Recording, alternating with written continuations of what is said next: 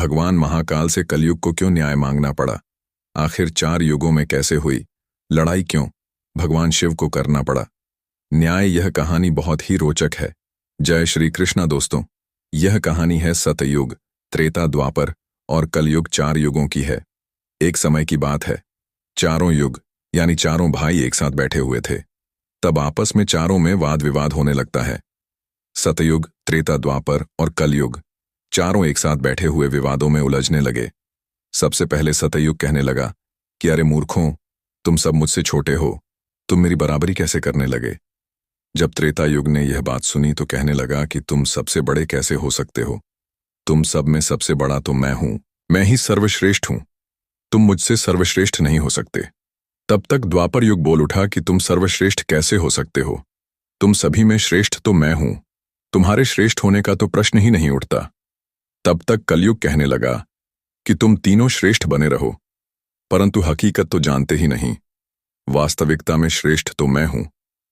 इस तरह से चारों युग आपस में झगड़ने लगे। तब चारों युगों ने फैसला किया कि हम आपस में फैसला नहीं कर सकते कि हम में से कौन बड़ा है, कौन सर्वश्रेष्ठ है। इसका फैसला तो भगवान भोलेनाथ करेंगे। चलिए वहां चलते हैं। भोलेनाथ तो आदि और अनंत है। चलिए उन्हीं के पास कैलाश पर चलते हैं। वही हमें बताएंगे कि हम में से कौन बड़ा है और कौन छोटा है। इसका निर्णय स्वयं भगवान शंकर करेंगे। इसका निर्णय हम नहीं कर सकते। चारों युगों ने मिलकर योजना बनाई कि चलिए कैलाश पर चलते हैं। चारों युग कैलाश पर्वत चले जाते हैं। जब वह कैलाश पर्वत पर पहुंचते हैं तो द्वारपाल उन्हें रोक लेते हैं। द्वारपाल कहते हैं कि तुम चारों कौन हो और कहां जा रहे हो? तो चारों युग कहने लगे, हे द्वारपाल, हम भगवान शिव से मिलना चाहते हैं, उन्हें हमारी आने की सूचना दीजिए। स्वयं नंदीश्वर महाराज भगवान शिव के पास आए और भगवान शिव से कहने लगे, हे प्रभु, हे कैलाशपति, आपसे चारों युग मिलना चाहते हैं। भगवान शिव कहते हैं कि उन्हें सम्मान सहित हमारे समक्ष ले आओ। भगवान नंदीश्वर चारों युगों को लेकर भगवान शिव के पास पहुंच जाते हैं। भगवान शिव ने चारों को सम्मान सहित अपने दरबार में बैठाया। चारों लोग भगवान शिव को प्रणाम करते हैं। तब भगवान शिव ने चारों युगों से कहा कि आप सभी का हमारे दरबार में, हमारे कैलाश पर स्वागत है। कहो, तुम्हारे आने का क्या कारण है? तुम तो स्वयं ही कालचक्र हो, तुम तो स्वयं ही समय हो, फिर ऐसा क्या कारण है कि तुम्हें हमारे पास आना पड़ा? चारों युग कहते हैं कि हे सृष्टि के रचयिता, हे भगवान शिव, हम चारों में विवाद खड़ा हो गया है और हम उस विवाद का समाधान नहीं कर पाए, इसीलिए हम आपके पास आए हैं। अब हम आपसे निवेदन करते हैं और गुहार करते हैं कि हे भगवान, आप ही हमारा फैसला करें, आप हमारा न्याय करें और हमें बताएं कि हम चारों में से सबसे बड़ा कौन है, हम चारों में सर्वश्रेष्ठ कौन है। भगवान शिव कहते हैं कि इसका फैसला तो तब होगा जब आप चारों अपना अपना फैसला सुनाएंगे। तब भगवान शिव सतयुग से कहते हैं कि हे सतयुग, तुम बताओ, तुम कैसे बड़े हो? तुम अपने आप को सर्वश्रेष्ठ बताने की कोशिश कर रहे हो, लेकिन वह कैसे, यह मुझे बताओ। तब भगवान शिव से सतयुग कहता है कि देखिए प्रभु, मेरी आयु सबसे ज्यादा है, मैं 17 लाख वर्ष का हूं और अन्य युग हमसे तो बहुत छोटे हैं, इसीलिए मैं इन सभी से लंबी आयु का हूं। तब तक कलयुग बोल उठा और कहने लगा कि हे प्रभु, मैंने तो यही सुना है कि व्यक्ति कभी आयु से बड़ा नहीं होता, व्यक्ति तो गुणों से बड़ा होता है। भगवान शिव ने कलयुग की दलील को माना और सतयुग से कहा कि सतयुग, तुम इस तरह तो बड़े नहीं हो सकते। सतयुग कहने लगा कि हे प्रभु, मेरे युग में जो व्यक्ति हुए वह बड़े ही बलवान हुए, बड़े ही पराक्रमी हुए, वे पृथ्वी को उठा ले जाए, ऐसे पराक्रमी और बलवान थे। और मेरे राज्य में भगवान श्री हरि विष्णु ने कई अवतार लिए। प्रभु नरसिंह अवतार मेरे ही काल में हुआ, वराह अवतार मेरे ही काल में हुआ, मत्स्य अवतार मेरे ही शासन काल में हुआ। तब तक त्रेता युग बोल उठा, नहीं प्रभु, श्री हरि विष्णु के अवतार होने से सतयुग बड़े नहीं हो सकते हैं। प्रभु अवतार तो मर्यादा पुरुषोत्तम श्री राम का मेरे काल में भी हुआ था, जिन्होंने संसार को मर्यादा का पाठ सिखाया। और अगर बलवान की बात करते हो तो कुंभकर्ण जैसे योद्धा, राम रावण जैसे योद्धा मेरे शासन काल में भी हुए हैं। प्रभु, इस तरह से सतयुग बड़ा नहीं हो सकता, तो फिर इन सब में बड़ा तो मैं हूं। जब यह बात द्वापर युग ने सुनी तो द्वापर युग ने कहा, हे प्रभु, दोनों बड़े बन रहे हैं, परंतु यह दोनों बड़े कैसे हो सकते हैं?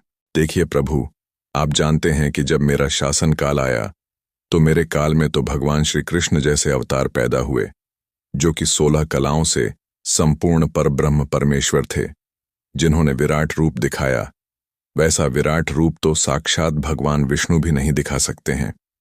अगर योद्धाओं की बात करते हैं तो मेरे शासनकाल में बड़े बड़े योद्धा कर्ण, एकलव्य गुरु द्रोणाचार्य, जरासंध भीष्म पितामह और अर्जुन भीम युधिष्ठिर नकुल सहदेव मेरे ही शासनकाल में हुए थे। प्रभु बलराम स्वयं मेरे ही शासनकाल में हुए थे। तो बताए प्रभु कि मेरे शासनकाल में कौन सा योद्धा इनके योद्धाओं से कम था? हे प्रभु, इन सब में तो मैं बड़ा हूं। तब तक कलयुग बोल उठा। कलयुग कहता है कि हे प्रभु, मैं उनकी बातें मान लेता हूं। उनके शासनकाल में जो भी योद्धा हुए, जो भी अवतार हुए, उनमें कई कमजोरियां पाई गई थीं, और जिनके शासनकाल में कमजोरी वाले मनुष्य हो, वह सर्वश्रेष्ठ कैसे हो सकता है? कलयुग कहने लगा कि नहीं भगवान, मेरा शासनकाल सबसे अच्छा है। मेरे युग में व्यक्ति के भोग विलास के लिए कई सुविधाएं हैं। अच्छे अच्छे और नई नई तकनीक से परिपूर्ण मेरा युग, मेरा शासनकाल सभी में सर्वश्रेष्ठ है। जब भगवान शिव ने चारों युग, सतयुग, त्रेता, द्वापर और कलयुग की वाणी सुनी, चारों के उत्तर सुने, चारों की बहस सुनी, तो भगवान शिव अपने मन में विचार करने लगे और सोचने लगे कि इनका फैसला कैसे किया जाए। पास में ही माता पार्वती बैठी थी। माता पार्वती कहती हैं कि हे प्रभु, अगर आप ही इनका फैसला नहीं कर पाए तो फिर इनका फैसला कौन करेगा? फिर तो चारों भाई आपस में लड़ झगड़ कर ही मर जाएंगे। हे महादेव, इसीलिए आप ही इनका फैसला कीजिए। सभी देवता मिलकर भगवान शिव से कहने लगे कि हे भोलेनाथ, आप ही इनका फैसला करें। नहीं तो चारों युग अगर आपस में लड़ने लगे तो फिर क्या होगा? सृष्टि का कालचक्र रुक जाएगा, समय का प्रवाह रुक जाएगा। भोलेनाथ, आप ही कुछ कीजिए। भगवान शिव कहते हैं कि ठीक है, मैं समस्त गणों की बात मानता हूं, मैं इन चारों युगों का फैसला करूंगा। भगवान शिव ने चारों लोगों से कहा कि चलो ठीक है, मैं तुम चारों की परीक्षा लूंगा, और जो परीक्षा में सफल हुआ वही सबसे बड़ा होगा। सतयुग बोल उठा कि हे भगवान, आप जो चाहे वह परीक्षा ले लीजिए, लेकिन सबसे बड़ा तो मैं ही रहूंगा। कलयुग कहता है, हे प्रभु, हम भी परीक्षा देने के लिए तैयार हैं, आप तो बस परीक्षा लीजिए। चारों युग परीक्षा देने के लिए तैयार हो जाते हैं। भगवान शिव ने 100 टन वजन का एक लोहे का परसा लिया और कैलाश पर्वत के नीचे एक तलहटी में रख दिया, और उस परसा के पास में ही एक चावल का ढेर लगा दिया। भगवान शिव ने चारों युगों को बुलाया और कहा कि तुम चारों की परीक्षा अभी हो जाएगी। भगवान शिव सतयुग से कहते हैं कि सतयुग मेरे 500 गण यहाँ बैठे हैं, और इस परसा में रखे हुए चावल को बनाना है, तो इन चावलों को तुम्हारे युग का व्यक्ति ही बनाएगा, और मेरे यहाँ जितने गण हैं वह सब भोजन करेंगे। भगवान शिव कहते हैं कि हे सतयुग, तुम तुम्हारे युग का व्यक्ति बुलाओ और उसे भोजन बनाने के लिए भेज दो। हम सभी लोग यहाँ खड़े होकर देख रहे हैं। जब भगवान शिव की बात सतयुग ने सुनी तो एक बहुत बड़ा बलवान योद्धा सतयुग ने बुलाया और कहा कि जाओ, इस परसा में चावल बना करके भगवान शिव के इन सभी गणों को भोजन कराओ। अपने महाराज का आदेश सुनकर कि सतयुग का आदमी चलता है और वहां जाकर के देखता है कि उस परसे का भार 100 टन से ऊपर है, हजारों मन से ऊपर का परसा है। पर वह तो सतयुग के युग का व्यक्ति था, वह बड़ा ही बलवान था। उसने एक बहुत बड़ी भट्टी खोदी। भट्टी खोदने के बाद पेड़ों को तोड़ करके लाया और उसने अग्नि जलाई। अग्नि जलाने के बाद परसे को एक हाथ से उठाया और उठा करके भट्टी पर रख दिया, और चावल उठाया और परसा में डाल दिया, पानी डाल दिया और चावल बना दिया। जब बहुत विशाल परसा में चावल बन गए तो उस व्यक्ति ने, जो सतयुग का था, समस्त गणों को बैठाया, पत्तल दिया और चावलों से भोजन करा दिया। अपना कार्य पूरा करके वह अपने मालिक सतयुग के पास आया और कहने लगा कि हे प्रभु, मैं जा रहा हूं, अब मेरा काम हो गया है। भगवान विष्णु और अन्य लोग यह सब देख रहे थे। फिर भगवान शिव त्रेता युग से कहते हैं कि हे त्रेता, तुम अपने युग के व्यक्ति को भेजो, और यह प्रसाद जो रखा हुआ है इसे मैं अपनी माया से हटा देता हूं और इसी के समान दूसरा परसा बना देता हूं। अब तुम अपने व्यक्ति से इस चावल को बनवाओ और मेरे 500 गणों को भोजन करवाओ। तो त्रेता युग ने कहा कि ठीक है प्रभु, जैसी आपकी आज्ञा। त्रेता युग ने भी अपना एक महान योद्धा कुंभकर्ण जैसा बलवान प्रकट किया और उसको आदेश दिया कि जो तलहटी में नीचे हजारों टन का परसा रखा हुआ है, इसमें हजारों मन जो चावल रखा है उसे बनाना है, पकाना है, और जब चावल पक करके तैयार हो जाए तो इन 500 गणों को भोजन खिलाना है। त्रेता युग का व्यक्ति भी बड़ा ही बलवान था। वह उस परसे के पास आया, पास में एक भट्टी खोदी और उस परसे को दोनों हाथों से उठाकर के भट्टी पर रख दिया और ऊपर से रखने के बाद अग्नि जलाई और अग्नि जलाकर उसमें चावल डाला। चावल पक करके तैयार हो गए। त्रेता युग के व्यक्ति ने, जो भगवान शिव के गण थे, उन सबको खाना खिलाया और भोजन करने के बाद सभी गण वापस कैलाश पर्वत पर आ गए। भगवान शिव ने फिर अपनी शक्ति से उस परसे को हटा दिया। अब भगवान शिव द्वापर युग से कहते हैं कि द्वापर, यह दोनों युग अपनी अपनी परीक्षा दे चुके हैं। अब तुम्हारी बारी है। देखिए, इतना ही बड़ा परसा यह दिखाई दे रहा है और हजारों मन चावल रखे हुए हैं और तुम्हें मेरे 1500 गणों को भोजन कराना है। द्वापर कहने लगा कि ठीक है प्रभु, आपकी जैसी इच्छा मैं पूरा प्रयत्न करूंगा कि मेरे युग का जो व्यक्ति है आपके सभी गणों को खाना खिला सके। वहां पर द्वापर युग ने भी एक भीम जैसे अवतार वाला बड़ा ही ताकतवर बलवान व्यक्ति को बना करके खड़ा कर दिया और उससे कहा कि जाइए, देखिए तलहटी में परसा रखा हुआ है, वहां रखे परसे में उसे चावल को बनाना है और बनाकर इन सभी गणों को भोजन कराना है। वह व्यक्ति कहता है कि ठीक है प्रभु, जैसी आपकी आज्ञा। द्वापर युग का व्यक्ति चला जाता है। वह देखता है कि परसा आकार में बड़ा है, उठाने में ताकत लगानी पड़ेगी। उसने भट्टी खोदी और लकड़ियों की व्यवस्था की और उस परसे को दोनों हाथों से उठाया, क्योंकि उसे सतयुग और त्रेता युग के व्यक्ति आराम से उठा सकते थे, लेकिन उसे बहुत ताकत लगानी पड़ी। पूरी ताकत लगाकर उसने उस परसे को उठाया और उठा करके जैसे तैसे खींचकर नीचे अग्नि जलाई और उसमें चावल डाल दिए। और जब चावल पक गए तो भगवान शिव के उन सभी गणों को भोजन कराया। खाना खिलाने के बाद वह द्वापर युग का व्यक्ति अपने मालिक के पास आता है और कहता है कि प्रभु, मैंने अपना काम कर दिया। वहां पर द्वापर युग उससे बहुत खुश हुआ और कहा, शाबाश, अब तुम जा सकते हो। अब भगवान शिव कहते हैं कि हे कलयुग, अब तुम्हारी बारी है। जो परसा तुम देख रहे हो उसका वजन कम नहीं होगा, उसका वजन उतना ही रहेगा, हजारों टन। लेकिन जब तुम्हें परीक्षा देनी है तो मानने को तैयार नहीं थे कि तुम सबसे छोटे हो, लेकिन तुम तो माने नहीं। तुम्हारे आदमी की आयु भी मात्र 100 वर्ष है, जबकि अन्य लोगों की आयु बहुत अधिक होती है। सतयुग के मनुष्य की आयु 1,00,000 वर्ष होती थी, त्रेता युग में 1000 वर्ष होती थी और द्वापर युग में 1000 वर्ष होती थी। और हे कलयुग, तुम्हारे शासन में मात्र 100 वर्ष है और तुम्हारा आदमी भी छोटा है। जब भगवान शिव की बातें कलयुग ने सुनी तो कलयुग कहता है कि प्रभु ठीक है, मैं आपकी बात मानता हूं, लेकिन पहले ही आप मुझे इस तरीके से हताश मत कीजिए। प्रभु, आप तो एक न्याय करते हैं, सबको मौका दिया जा रहा है। हम भी परीक्षा देकर देखेंगे, यदि हमसे नहीं हो पाया तब जाकर हम मानेंगे। भगवान शिव कहते हैं ठीक है, तुम अपना आदमी बुला लो। फिर भगवान शिव कहते हैं कि यह परसा देख रहे हो जो हजारों टन का है, वहां चावल रखा है। यह हजारों किलो टन का परसा है और इसमें इतने सारे चावल रखे हुए हैं, तुम्हारा व्यक्ति क्या करेगा? कलयुग कहता है कि ठीक है प्रभु, आप मेरा तमाशा तो देखिए। तीनों युग हंसने लगे। भगवान शिव भी उसकी बात को सुनकर अचंभित थे। भगवान शिव सोच रहे थे कि क्या कलयुग का व्यक्ति इतने हजारों किलो टन के परसे को उठा पाएगा। कलयुग ने बड़े ही बुद्धिमान व्यक्ति को पैदा किया।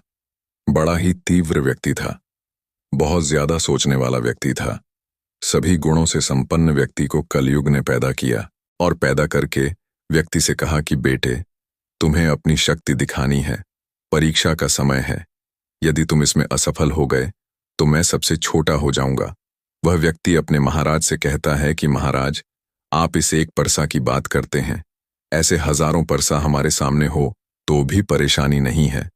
जब उस व्यक्ति की बात को तीनों लोगों ने सुना तो वह हंसने लगे। कह रहे थे कि छोटा सा व्यक्ति जिसकी लंबाई मात्र 3 हाथ है, यह क्या करेगा? जबकि हमारे युगों के मनुष्यों की लंबाई तो बहुत हुआ करती थी। यह बात बिल्कुल सच है। सतयुग के लोगों की लंबाई 21 हाथ और त्रेता युग के व्यक्ति की लंबाई 14 हाथ और द्वापर युग के व्यक्ति की लंबाई 7 हाथ थी और कलयुग के व्यक्ति की लंबाई लगभग 3 हाथ होती है। तीनों युग बड़ी जोर जोर से हंस रहे थे। कलयुग कहता है कि आप बस देखते रहिए, मैंने अपने लड़के को भेज दिया है। कलयुग का आदेश पाकर के वह कलयुग का तीव्र बुद्धि वाला व्यक्ति उस तलहटी में आया। तलहटी में आकर उसने देखा कि परसे का वजन तो बड़ा ही विशाल है, मैं इसे उठा नहीं पाऊंगा। तो उस व्यक्ति ने दिमाग लगाया, उस परसे के नीचे मिट्टी खोदना शुरू कर दिया। परसा तो उसने हिलाया भी नहीं और उसके नीचे भट्टी खोदकर तैयार कर दी। लकड़ियों की व्यवस्था करने में उसे थोड़ा सा भी समय नहीं लगा, क्योंकि लकड़ियां वहीं रखी हुई थीं। उसने उन लकड़ियों को उठा लिया और उस भट्टी में आग जला दी। परसे में चावल डाला, पानी डाला और बस कुछ ही समय में चावल पक करके तैयार हो गए। वह कलयुग का व्यक्ति कितना दिमाग वाला था, उसने कुछ भी नहीं किया। परसे के नीचे भट्टी खोदी और उसने आग जला दी। चावल को डाल दिया और चावल में पानी डाला और चावल पक भी गया। जब चावल पक गए तो भगवान शिव के गणों को एक कतार में बैठा दिया। उन गणों से कहा कि आप मेरा साथ दें और आप इस चावल को आपस में परोस दीजिए।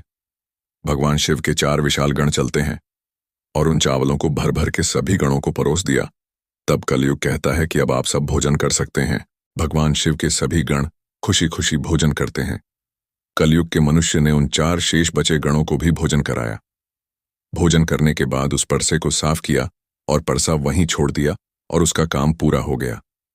वह अपने महाराज कलयुग के पास आया और आकर के कलयुग से कहा कि हे प्रभु, मैंने आपका काम कर दिया है। कलयुग बहुत खुश था, कहने लगा, शाबाश, आपने मेरी लाज रख ली, आपने मेरी परीक्षा पास कर ली। भगवान शिव और तीनों युग देखकर अचंभित रह गए। कलयुग कहने लगा कि हे भगवान शिव, अब आप निर्णय कीजिए कि हम में से बड़ा कौन है। भगवान शिव मन में विचार करने लगे और सोच करके जवाब दिया। भगवान शिव कहते हैं कि मैंने तुम चारों की परीक्षा देखी। जब सतयुग का व्यक्ति आया तो उसने अपनी ताकत लगाई और ताकत लगाकर परसे को उठा करके अग्नि पर रख दिया और स्वयं ही मेरे सभी गणों को चावल परोसा। जब त्रेता युग की बारी आई तो उस व्यक्ति ने भी बिल्कुल ऐसा ही किया। परसे को उठाया, भट्टी पर रखा, उसने चावल डाला, पानी डाला और उसे पकाया और सबको खिलाया। और इसी तरीके से द्वापर युग के व्यक्ति ने भी किया। परंतु आपने देखा कि मात्र 3 हाथ का व्यक्ति, इसकी बुद्धि देखिए, कितना विशाल परसा था, शायद उसे हिला भी नहीं सकता था। उसने उस परसे में चावल बना लिया। मेरे इतने गण थे कि अगर वह बाल्टी से परोसे तो वह शायद परेशान हो जाता। तो देखिए, उसने उनमें से ही 4 गण अपनी सहायता के लिए बुलाए और चारों गणों से भोजन परोसा और स्वयं बैठा रहा। यह तो बड़ा बुद्धिमान व्यक्ति हुआ, यह तो बड़ा ही बुद्धिमान युग हुआ। भगवान शिव कहते हैं कि कलयुग ही बुद्धिमान व्यक्तियों का युग होगा। इसमें मशीनों का आविष्कार होगा, बड़े बड़े दिमागधारी होंगे। भगवान शिव कहते हैं कि तुम सब युग जैसा शासन करते आए हो। ठीक है, तुम्हारे युगों में मनुष्य धार्मिक हो, लेकिन तुम्हारे युग के व्यक्तियों में बुद्धि का अभाव था। उन्होंने कभी अपनी बुद्धि का उपयोग नहीं किया। नहीं तो कुंभकर्ण, रावण, इनके जैसे महान योद्धा जिनको मारने के लिए स्वयं भगवान अवतार ले लेकर आए, और वह इतना मूर्ख थे, यह नहीं जान सके कि यह भगवान है, ये सृष्टि के रचनाकार हैं, और उनसे युद्ध किया और सभी के सभी मारे गए। कलयुग के व्यक्ति को देखो, वह कितना बुद्धिमान है, और आगे आने वाले युगों में कलयुग के राज्य में वैसे ही बुद्धिमान व्यक्ति देखने को मिलेंगे। तो भगवान शिव ने फैसला किया कि तुम चारों में सबसे बड़ा कलयुग होगा। कलयुग मशीनों का युग होगा। कली का नाम है मशीन और युग, माने समय। कलयुग मशीनों का समय होगा। इस समय बड़ी बड़ी मशीनों का आविष्कार होगा, जो कि सतयुग, त्रेता युग, द्वापर युग में नहीं हो पाएगा। भगवान शिव की बातें सुनकर वह चारों युग भगवान शिव की बात मान लेते हैं और चारों युग अपने अपने धर्मों को और अपने अपने राज्यों को लौट जाते हैं।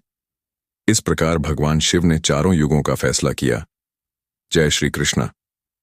दोस्तों, आपको यह जानकारी कैसी लगी, कृपया कमेंट करके जरूर बताएं। वीडियो पसंद आया हो तो अपने दोस्तों के साथ शेयर करें और कमेंट बॉक्स में हर हर महादेव जरूर लिखें, लाइक करें। और ऐसी ही और भी बहुत सारी कहानियों को सुनने के लिए हमारे चैनल भक्ति गाथा संग्रह को सब्सक्राइब जरूर करें। धन्यवाद।